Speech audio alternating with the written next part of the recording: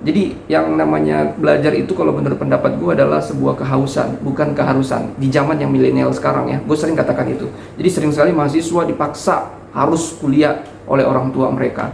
Oke lah, kita nggak mau menyalahkan. Tapi menurut pendapat gue yang paling baik, paling efektif dalam namanya belajar adalah ketika belajar itu menjadi sebuah kehausan, bukan keharusan.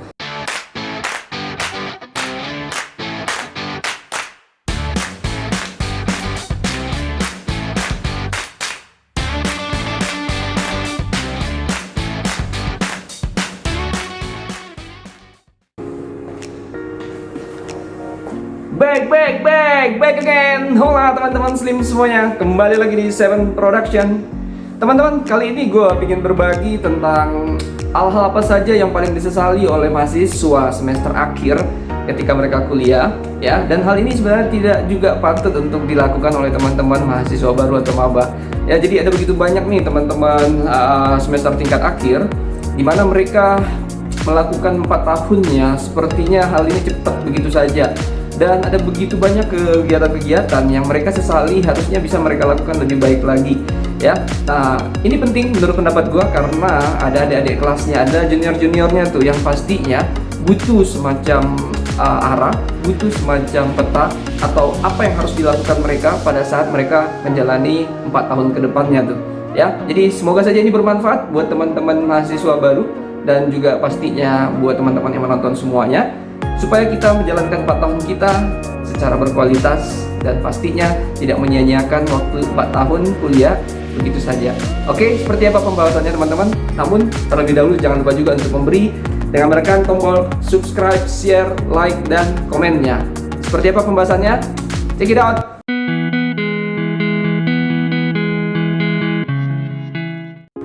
Nah, baik teman-teman, jadi yang pertama, ada begitu banyak teman-teman semester akhir pada akhirnya menyesali tuh.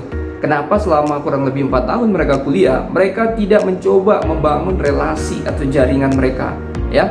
Ini disesalin karena memang mungkin ada ya sebagian teman-teman tuh yang menjalin relasi hanya terlalu fokus kepada teman satu angkatannya, bahkan teman satu kelasnya saja. Ini sangat disayangkan karena kehidupan setelah lulus nanti itu pastinya begitu luas. Artinya kita membutuhkan jaringan-jaringan kita untuk membantu target-target kita, ya, cita-cita kita.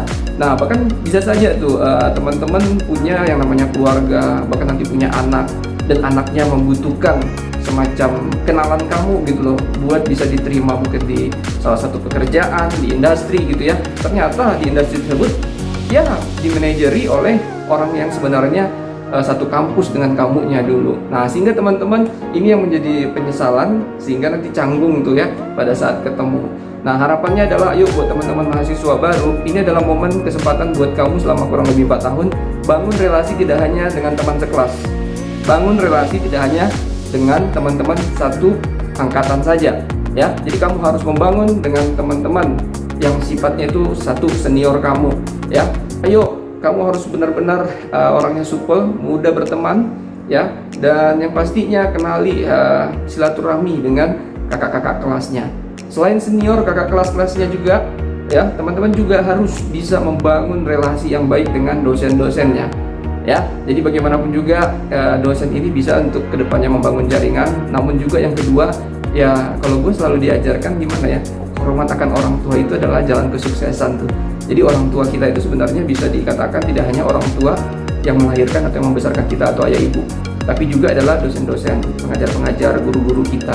Nah, sehingga ketika kita bisa berbuat baik sama dosen, ketika kita bisa membangun hubungan yang baik dengan pengajar-pengajar kita, so ke depan gue yakin yang namanya mimpi, cita-cita, masa depan kita akan lebih terang, lebih bagus lagi ke depannya.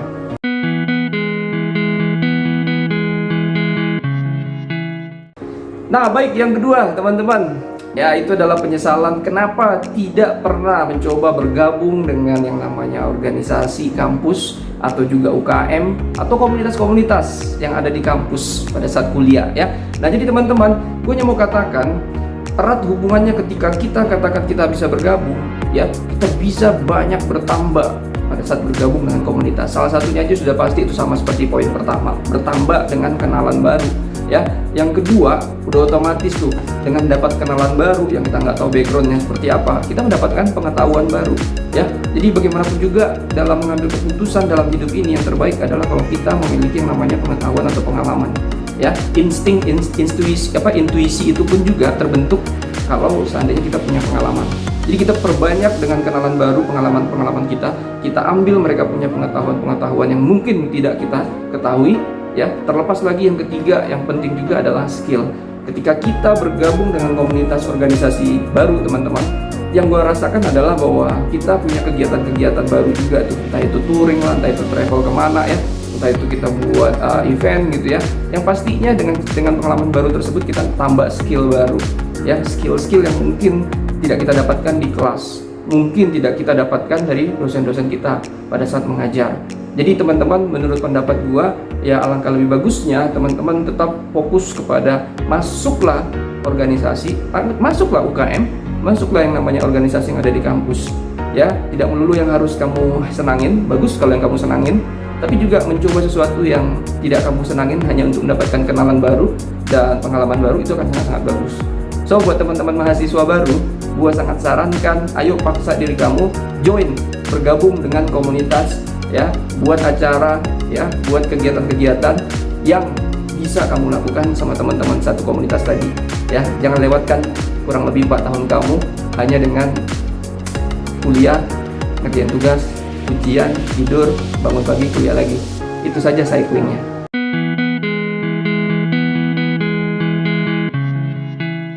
Nah, berikutnya yang ketiga, teman-teman sesali banget tuh bagaimana sering membeli buku-buku mata kuliah, mungkin karena rekomendasi dari dosennya gitu, ya. Namun sayangnya bukunya itu hanya jadi hiasan tuh di kamar, ya, alias tuh nggak pernah dibaca. Nah, jadi teman-teman, ayo, kalau menurut pendapat gua ada yang salah kalau mahasiswa itu selama kuliah dia nggak pernah baca buku tuh, ya. Jadi kalau memang teman-teman nggak ada duit untuk beli, ya rajin membaca lah. Ada library, ada perpustakaan, ya, ada perpustakaan kampus kamu bisa perpustakaan di kota atau di provinsi kamu, ya. Jadi yang namanya belajar itu kalau menurut pendapat gue adalah sebuah kehausan, bukan keharusan. Di zaman yang milenial sekarang, ya, gue sering katakan itu. Jadi sering sekali mahasiswa dipaksa harus kuliah oleh orang tua mereka. Oke lah, kita nggak mau menyalahkan, tapi menurut pendapat gue yang paling baik, paling efektif dalam namanya belajar adalah ketika belajar itu menjadi sebuah kehausan, bukan keharusan. So, salah satunya membaca buku itu adalah jurus terbaik, ya, buat teman-teman kalau seandainya memang mau punya masa depan yang lebih baik, ya. Mahasiswa sekarang kita akui paling malas baca buku, bisa dibilang anti. Alasannya, Pak, sudah ada e-book, Pak, ya tetap juga e-booknya juga nggak dibaca gitu. Jadi kalau kamu memang mau menjadi mahasiswa yang berbeda, punya value, ya, value itu punya nilai.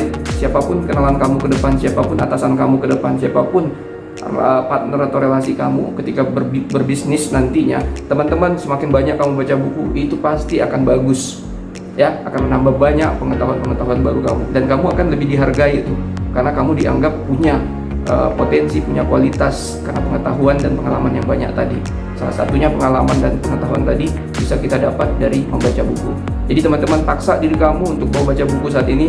Jangan hanya mau dipajang, apalagi hanya dijadikan bantalan hidup gitu, ya, tebal-tebal segini, tapi untuk jadi bantal hidup, ya. Harus mulai mau memaksa diri sendiri untuk bisa menambah kualitas.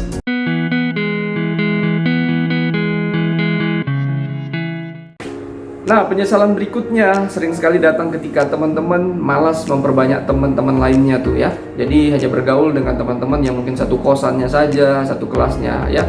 Nah, terlebih lagi teman-teman, kalau menurut pendapat gua, kamu harus lebih banyak berteman sama siapa saja, ya. Dan yang kedua juga travel lah, ya. Travel, rencanakan perjalanan dengan teman-teman yang kamu kenal ini, ya. Jadi semakin bagus kamu, semakin banyak kamu travel, ini akan semakin bagus buat kamu ke depannya. Karena travel mengajarkan kita banyak hal, terutama masalah kreativitas. Ada begitu banyak hal yang tadinya kita tidak pernah lihat, tidak pernah kita ketahui, dan itu membekali kita tuh, ya. Jadi buat teman-teman, ayo, kamu jangan menjadi pribadi yang susah untuk berkenalan, ya. Paksa diri kamu untuk kenalan. Makanya tadi perbanyak komunitasnya dengan cara seperti itu. Pada akhirnya kamu harus kenalan dengan orang baru, ya. Belajarlah di sana bagaimana berkomunikasi yang baik supaya orang lain senang dengan kamu, ya. Ini juga melatih yang namanya soft skill, communication skill lebih tepatnya. Jadi kalau teman-teman sudah melatih diri selama kuliah dan tidak mengandalkan hanya apa saja yang disampaikan di kelas, ini akan menjadi kekayaan buat teman-teman sendiri. Ingat ya, kalau mau sukses, yaitu harus datang dari diri sendiri, jangan datang dari orang lain. Jadi tetap kamu harus terus mencari pengetahuan dan pengalaman baru yang bisa didapat dengan travel dengan teman-teman kamu.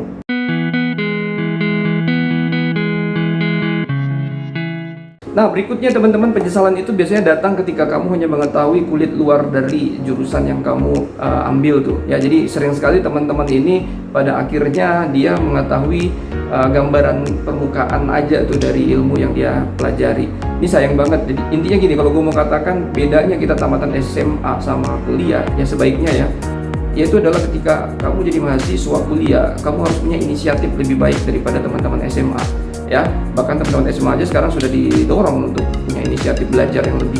Nah, bayangkan kalau kamu sudah di tingkatan bangku perkuliahan tapi tidak pernah mendorong dirinya untuk mengetahui secara dalam ilmu yang kamu pegang, wow, kamu bakal jadi miskin banget. Ya, jadi ayo teman-teman, jadilah mahir ya untuk hal atau untuk ilmu yang benar-benar kamu ingin kuasai. Misalnya ilmu marketing, pelajari ya. Jangan hanya mengandalkan dari dosen atau dari buku. Ikuti seminar-seminar. Ikuti seminar, ketemu sama orang-orang, dapatin mentor ya, orang-orang yang punya pengalaman di dunia marketing lebih gitu ya. Dengan cara seperti itu kamu bisa belajar dari mereka. Ini akan sangat-sangat penting. Jadi teman-teman, ada begitu banyak juga seminar-seminar yang di kampus. Menurut pendapat gua tidak sepenuhnya salah dari mahasiswa karena jarang mengikuti, namun juga karena kampusnya juga yang memang, maaf kata ya kalau gue bisa bilang, tidak open minded. Seolah-olah mereka hanya memberikan seminar-seminar yang sifatnya dalam ranah jurusan atau kampusnya. Kalau menurut pendapat gue, kampus juga harus berani itu ya untuk mencoba mendatangkan pembicara-pembicara seminar-seminar yang memang dibutuhkan oleh mahasiswa milenial saat ini. Kalau misalnya bingung materi apa yang layak, silakan aja lempar kuesioner, tanya jawab sama mahasiswa ya. Kadang mereka lebih paham, lebih tahu tuh mahasiswa milenial sekarang, karena memang mereka bisa mengakses informasi lebih cepat dari zamannya kita dulu karena sudah ada sosial media dan internet saat ini ya. Jadi menurut pendapat gua, ayo kampus juga harus ambil bagian, jangan terlalu mengikuti rutinitas yang sudah sering dilakukan oleh kampus-kampus lainnya atau pada saat kita jadi mahasiswa dulunya.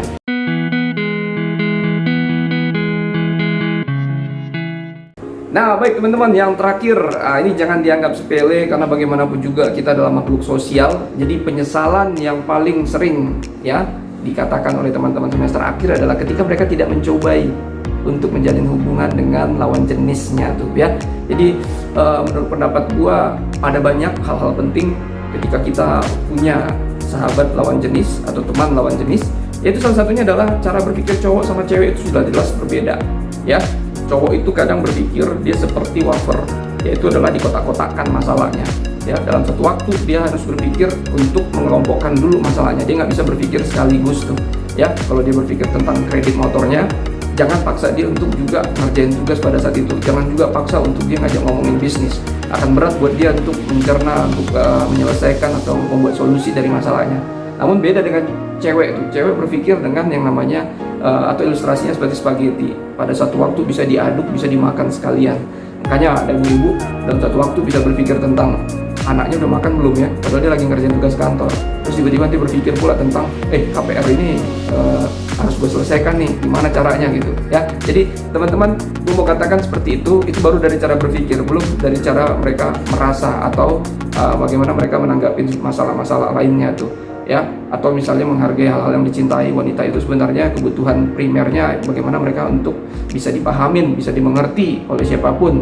Sementara laki-laki itu lebih identik, lebih cenderung mereka lebih senang ketika dihargai ya, dihargai dari cara berpikirnya ya, dihargai dari bagaimana dia punya perilaku, punya sikap ya. Jadi teman-teman, menurut pendapat gua, pentingnya kita bisa mengenali atau punya teman lawan jenis atau sahabat lawan jenis pada saat kuliah yang kurang lebih 4 tahun ini pada akhirnya mempersiapkan kita untuk lebih siap lagi, entah itu nanti kerja, entah itu nanti akhirnya berwirausaha, dan bahkan kalau kita nanti punya rumah tangga, ini akan sangat-sangat membantu kita. Tapi kalau kita tidak mengenal atau tidak membuka diri terhadap teman lawan jenis kita, ini akan berat buat kita karena seolah-olah kita pada saat nanti menikah mengenal lawan jenis hanya istri kita tok, atau mengenal hanya suami kita tok aja. Nah, ini akan jujur membuat kita sulit, terlebih akan banyak masalah-masalah sebenarnya di rumah tangga. Nah, kalau seandainya kita punya banyak pengalaman berteman dengan lawan jenis, akan memudahkan kita untuk menyelesaikan masalah-masalah yang banyak tadi di rumah tangga. Oke teman-teman, gue pikir itu saja sharing gue untuk kali ini, dan semoga ini bermanfaat banyak buat teman-teman mahasiswa, terutama mahasiswa baru. Jadi jangan pernah sia-siakan, jangan pernah anggap enteng waktu 4 tahun kuliah. So teman-teman harus maksimalkan waktu itu untuk bisa lebih produktif, terlebih lagi membuat diri kamu naik kelas, berkualitas. Ya, itu saja menurut pendapat gua. Terima kasih juga sudah menonton, dan jangan lupa juga untuk tetap memberi dengan menekan tombol subscribe, share, like, dan komennya. Oke? Subrek. Thank you very much, and God bless you all. Out.